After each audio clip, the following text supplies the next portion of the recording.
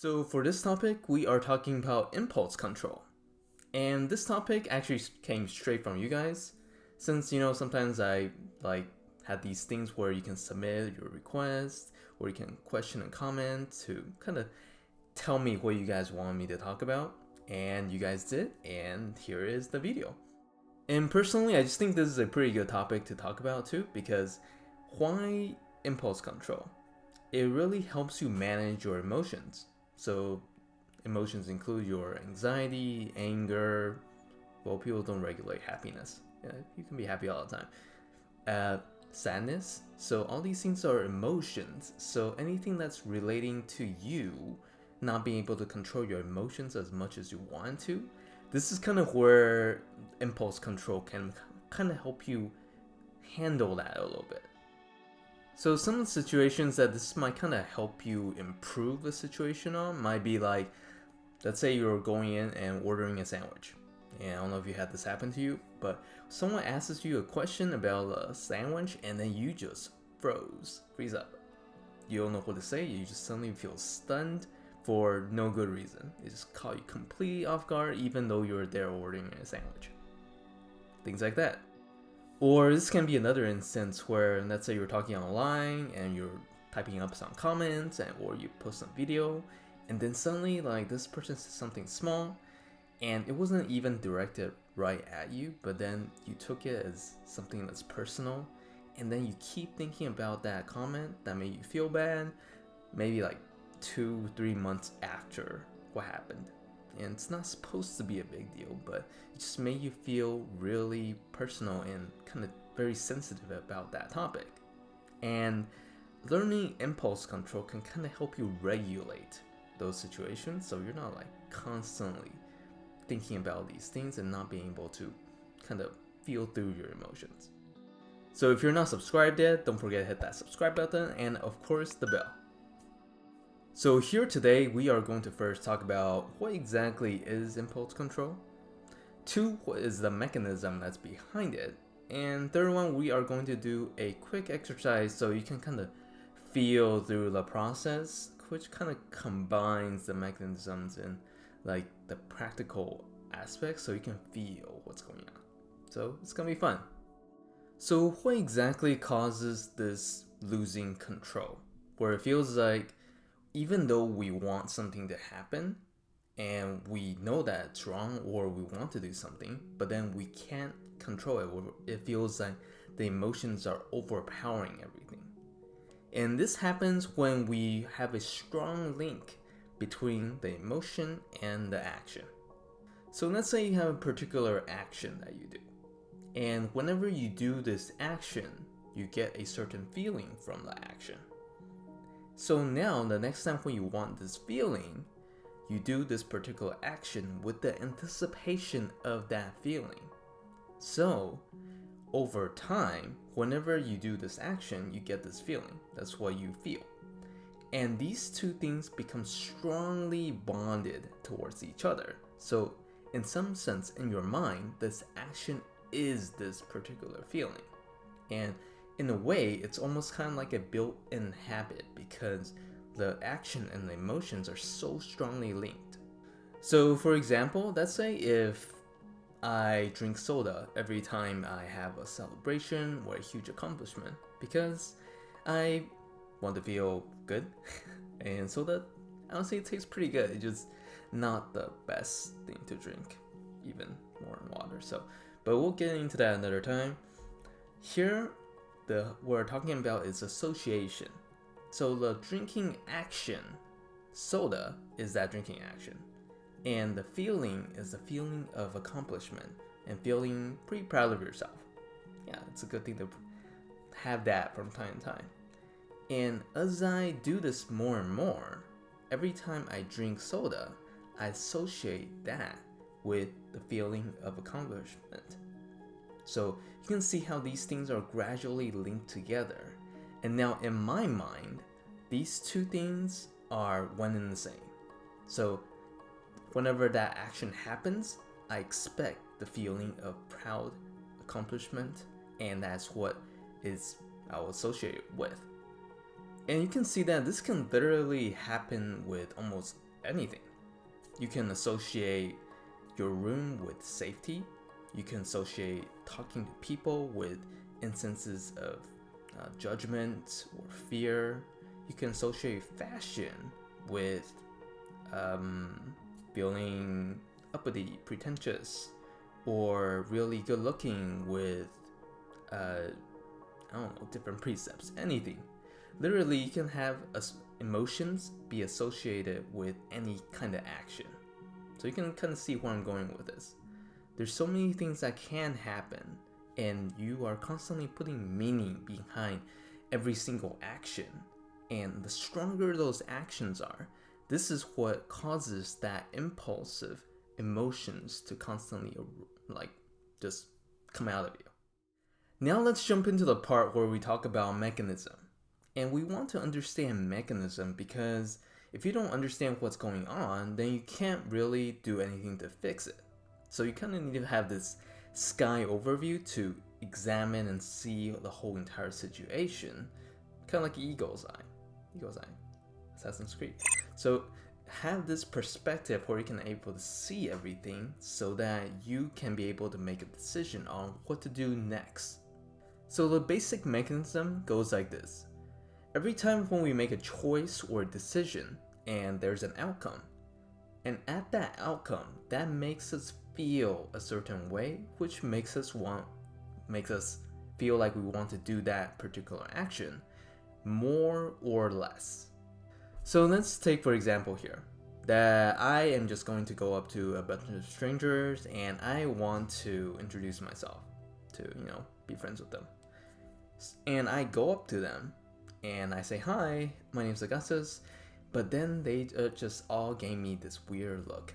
Like, it's very strange, like, who the heck is this guy? And for me, I felt hurt. I'm like, dang, you know what? Why do you guys not want me around? And why don't you guys treat me like everyone else? So now I associate introducing myself to people with pain, embarrassment, feeling pretty bad about myself, like I shouldn't have done that in the first place. Or even worse, I associate people in general with embarrassment and feeling awkward and feeling like something's wrong with me. So I'm having all these things associated with that pain, and that is making me not want to do that particular action, like introducing myself, any more than getting touched a porcupine or something. Yeah, like it doesn't feel good to have that pain. So you can see that basic flow of logic here. Action, outcome, and how we feel about ourselves. And usually how we feel about ourselves is negative. That's why we kind of want to change it. And here, the key thing here is, if we want to go about changing this mechanism, we just need to change how we interpret the outcome. So taking the same situation where I go up to a bunch of people and I get rejected for trying to be friends with them, there are different ways where I can choose to feel about the situation. And one of them can be feeling grateful. And you might be like, wait, what the heck?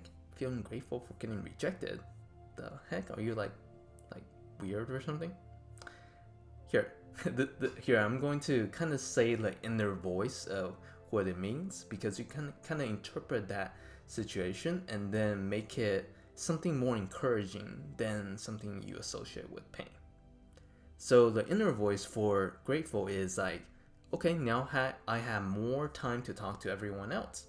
So them rejecting me can mean that, okay, I guess that doesn't work out. Now I have more time to talk to other people than trying to sit there and wonder that if these guys are want to talk to me or not, and waste even more time on this group. Yeah, I mean, that's one way to think about it. And another way might be feeling more encouraged by the situation. And one of the things you can say to yourself is like, each failure is one step closer to success. Yeah, so you go up there and you try something, you fail, but people usually fail like tons and tons of times before they actually get to that success point.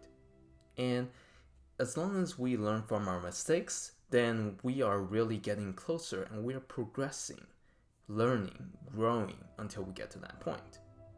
So you can see that there are different things that you can think and reinterpret the situation to associate how we feel about the outcome. And that is the most critical part. So now we're on to our last part, and this is where we're trying to do like a little quick exercise. So for you to be able to feel through the process for yourself in terms of like, what does that look like for me? And are there any particular things that I feel like really impulsive about? And things that you can do to be more aware of what's happening inside the way that you make decisions. So the process here is, when you want to feel a certain way, I want you to stop and then take a different action than the one that you are used to taking. So for this exercise, we are going to try to feel our emotions and then try to redirect that. So here, if you are in a safe environment, meaning don't do this when you're driving. It's like, yeah, like do this when you're in a stable, static place. Then, I don't know, that was weird. But in a place where you can actually feel more calm and relaxed. Okay. So close your eyes, take a deep breath, and I want you to start to reflect and think about and notice the feelings, the emotions that are coming out of you. Are there any desires or things that you want to do?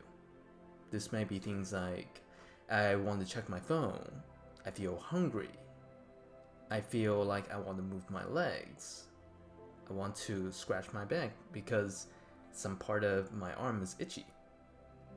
Like, you can see that all those are feelings or potential feelings that are inside of you and making you want to do a particular action from those feelings.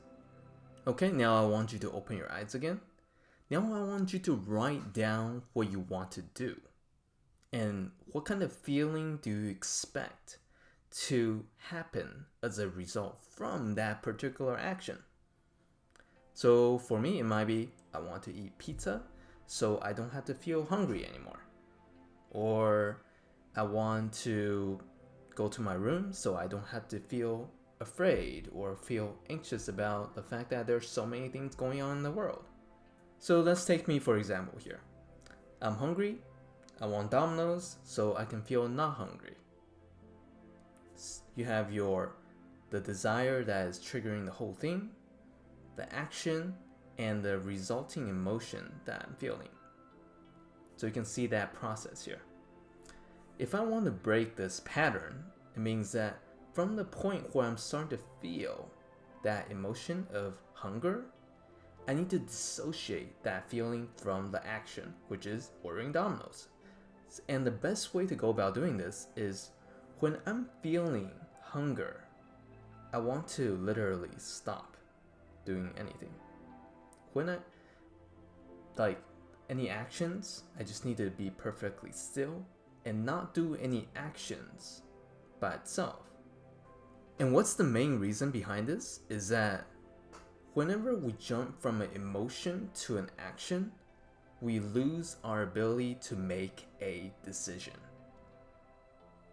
We want to have our emotion and multiple actions that we can do, and then we can choose what we want to do from those lists of actions. Because let's say I want Chinese food, or I want Chipotle, or Indian food, I don't know. There's a bunch of lists of food that I can take. But I don't want to so strongly associate my hunger with Domino's that I can't make any other decisions. So in order for this to happen, I need to take a step back, and whenever I'm feeling hunger, I stop, give myself some time, let the emotions pass and feel through the emotions, and then I'm going to choose an action that is not Domino's. And that is the basic mechanism for impulse control, in terms of why exactly do we do the things that we do. And understanding the mechanism, it's a little easier than actually applying itself, because Sometimes we spend years and years and years building up these habits when we link emotions with certain things, and it's really hard to change them in, let's say, like 10 days. Like, it takes a long time to rechange and restructure it. So breaking that habit might take a little more time, but we can all change it. It's possible. And hopefully then this video has in some way helped kind of explain that. And that is it. If you think this video has been helpful in some way, you can like, share, subscribe, comment, and I will talk to you guys next time.